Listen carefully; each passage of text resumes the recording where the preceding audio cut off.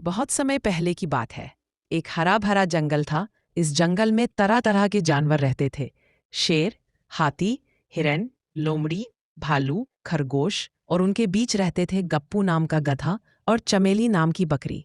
गप्पू एक बड़ा, मोटा और बेहद आलसी गधा था। वह दिन भर सोता, थोड़ा सा घास खाता और बाकी समय अपनी लंबी दुम पर लेटा रहता। गप्पू हमेशा सोचता, इतनी मेहनत क्यों करूं, आराम करना ही सबसे अच्छा है। चमेली एक छोटी सी सफ़ेद बकरी थी जो बहुत ही चालाक और नटखट थी। चमेली जंगल में हर मुश्किल का समाधान ढूंढ लेती और गप्पू को भी कई बार उसकी मदद के लिए मजबूर कर देती।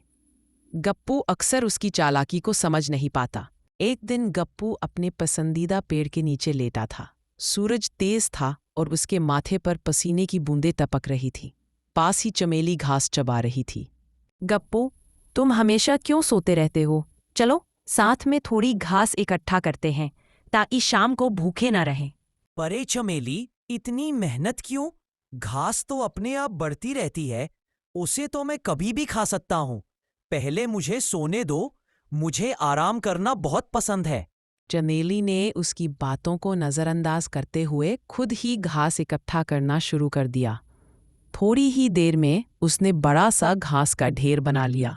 गप्पू ने नींद से आधी आंखें खोलकर कहा, वाह चमेली, तुम तो बड़ी मेहनती हो। अगर मुझे थोड़ी सी मदद कर दो तो मैं भी थोड़ा थोड़ा उठकर काम कर लूंगा। ठीक है गप्पू, लेकिन पहले तुम अपने आलस को छोड़ो। अरे चमेली, वह तो बहुत मुश्किल है। एक दिन जंगल में तेज हवा चल रही थी और पेड़ की डालें हिल रही थीं। चमेली ने देखा कि गप्पू अब भी सो रहा है। अगर गप्पू इतना आलसी रहा तो हमारी घास भी उड़ जाएगी। मुझे उसे जल्दी जगाना होगा। गप्पू, जल्दी उठो। जंगल में भूखे भालू का दल घूम रहा है। अगर हम भागे नहीं तो वह हमें खा जाएगा। गप्पू डर के मारे झट से उठ खड़ा हुआ और बोला, क्या? भालू कहाँ है? वह मुझे दिखाओ। देखो, वह बड़े पेड़ के पीछे हैं। चलो भागते हैं। गप्पू डर के मारे दौड़ पड़ा। चमेली ने अपनी चालाकी से गप्पू को काम करने के लिए मजबूर कर दिया। वे दोनों मिलकर घास इकट्ठा करने लगे और तूफान के बाद भी सुरक्षित रहे। कुछ दिनों बाद जंगल में पानी की कमी हो गई।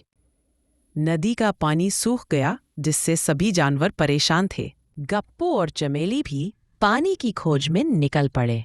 गप्पू, अगर हम जंगल के पास वाले तालाब तक जाएं तो वहां पानी मिलेगा, लेकिन रास्ता लंबा और खतरनाक है। उफ, कितना लंबा रास्ता। मेरा तो मन कर रहा है कि मैं तो वापस सो जाऊं। चमेली ने अपनी चालाकी दिखाई और बोली, अगर तुम मेरे साथ नहीं आए तो मैं अकेली जाऊंगी और सारा पानी पी जाऊंगी। गप्पू डर गया और बोला, तो फिर ठीक है, मैं भी चलूंगा। रास्ते में चमेली ने गप्पू को बहाना बताया कि रास्ते में खतरनाक झाड़ियां और कीचड़ है।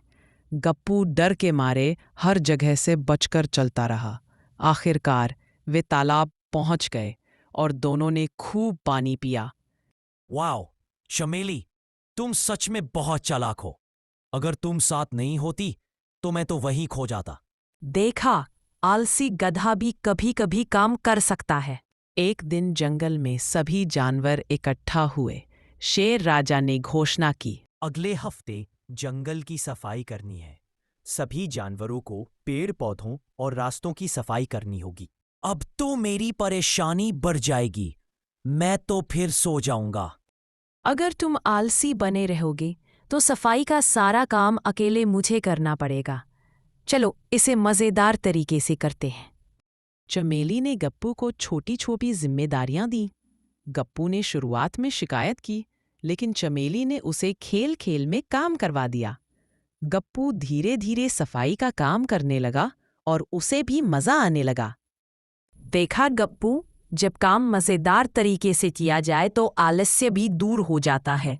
तुम सच कह रही हो चमेली, तुम्हारे साथ काम करना अच्छा लगता है। जंगल के सभी जानवरों ने देखा कि गप्पू अब पहले जैसा आलसी नहीं रहा। वह धीरे धीरे काम करने लगा और दूसरों की मदद करने लगा। चमेली हमेशा उसके साथ रही और सही रास्ता दिखाती रही। देखो कैसे गप्पू ने अपनी आलसी आदतें छोड़ दी और जंगल की मदद की। यह सब चमेली की चालाकी और दोस्ती की वजह से हुआ। मैं अब समझ गया हूं कि मेहनत करना जरूरी है और सच्चे दोस्त हमेशा मदद करते हैं। और आलस छोड़ना भी बहुत जरूरी है। इस तरह गप्पू और चमेली की दोस्ती और भी मजबूत हो गई। गप्पू अब न केवल काम करने लगा, बल्कि जंगल में दूसरों की मदद करने वाला गधा बन गया। इस कहानी से यह सीख मिलती है कि आलस्य से कोई काम पूरा नहीं होता, चालाकी और बुद्धिमानी से मुश्किल काम आसान बन जाते हैं। सच्चे दोस्त हमेशा साथ निभाते हैं। सच्ची दोस्ती और मदद से हर संकट आसान हो जाता है। मेहनत का फल हमेशा मीठा होता है। बहुत समय पहले की बात है। एक हरा भरा और घना जंगल था जिसमें तरह तरह के जानवर रहते थे। तेज और बहादुर चीता, बुद्धिमान उल्लू काका, लंबा और दूरदर्शी केमल, निडर और समझदार रानू चिड़िया और एक खूनी चील जिसे देखकर जंगल के छोटे छोटे जीव भी डर जाते थे। जंगल में हर सुबह नई कहानी जन्म लेती और हर शाम रोमांच के साथ खत्म होती।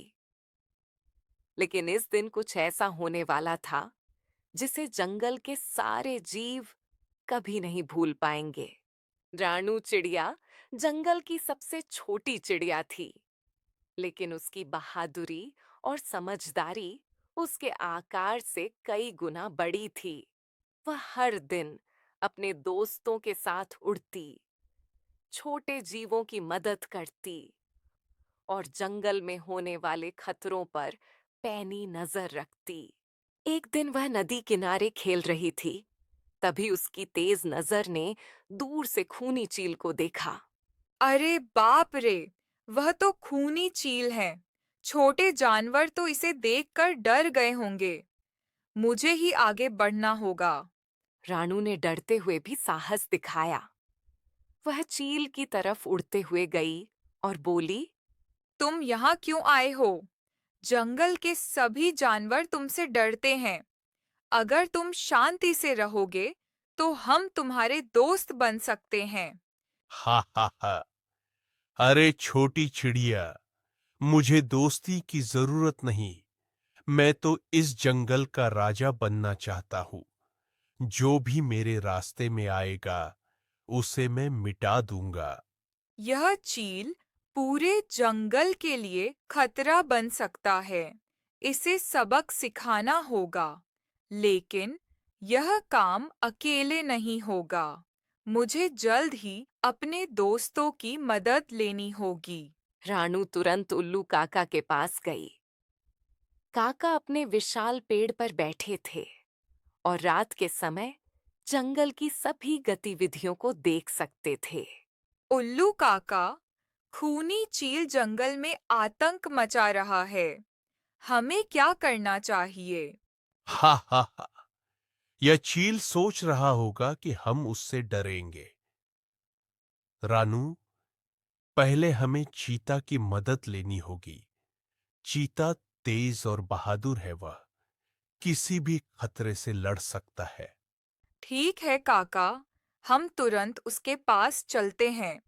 रानू और उल्लू काका सीधे चीता के पास गए। चीता अपनी ताकत और तेजी के लिए जंगल में मशहूर था। चीता भाई, खूनी चील जंगल पर हमला कर रहा है। हमें तुम्हारी मदद चाहिए। ठीक है, मैं तुम्हारी मदद करूंगा, लेकिन हमें केमल की भी मदद चाहिए। वह लंबा है और दूर से सब कुछ देख सकता है। उसकी सूझबूझ से हम चील की चाल समझ सकते हैं। सभी मिलकर केमल के पास गए। केमल शांत स्वभाव और दूरदर्शिता के लिए जाना जाता था। कैमल, हमारे जंगल में एक खूनी चील आ गया है। हमें उसका कुछ करना पड़ेगा। इसके लिए हमें तुम्हारी मदद चाहिए। मैंने खूनी चील को कई बार देखा है। वह अकेला और रात में शिकार करता है। हमें उसकी हर चाल पर ध्यान देना होगा। सोच समझकर योजना बनाते हैं। अरे वाह! तो हम सब मिलकर उसे मात देंगे। मैं उसकी चाल भटकाऊंगी, चीता हमला करेगा, केमल देखेगा और काका रणनीति बताएंगे। रात का समय आया। जंगल में हर आवाज कुछ और रोमांचक लग रही थी। खूनी चील फिर से दिखाई दी। देखो, चील, तुम अकेले हो, पर मैं तुम्हें भ्रमित कर दूंगी। चील ने हमला किया, लेकिन रानू चिड़िया अपनी चपलता और होशियारी से बच गई। अब मेरी बारी।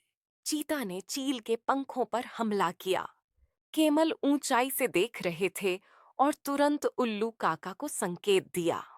रानू, अब पीछे हटो। चील को घबराने दो। ये सब कैसे मुझे रोक रहे हैं? अंत में चीता ने तेजी से चील को पकड़कर जंगल के सुरक्षित हिस्से में बंद कर दिया। देखा दोस्तों, अगर हम साथ हैं, तो कोई भी खतरा हमें हरा नहीं सकता। मैं जंगल में शांति बनाए रखूंगा। डर फैलाने का अब कोई मतलब नहीं। रानू चिड़िया, चीता, केमल और उल्लू काका ने अपनी दोस्ती, साहस और सूझबूझ से पूरे जंगल में नाम कमाया। और इस कहानी से जंगल के सभी जानवर यह सीखते हैं, साहस, समझदारी और मित्रता से बड़ी समस्या का हल निकल सकता है। दोस्तों, कैसी लगी आपको यह कहानी? ऐसी नई नई और मज़ेदार कहानियाँ देखने के लिए हमारे इस वीडियो को लाइक और चैनल को सब्सक्राइब करना ना भूलें। धन्यवाद।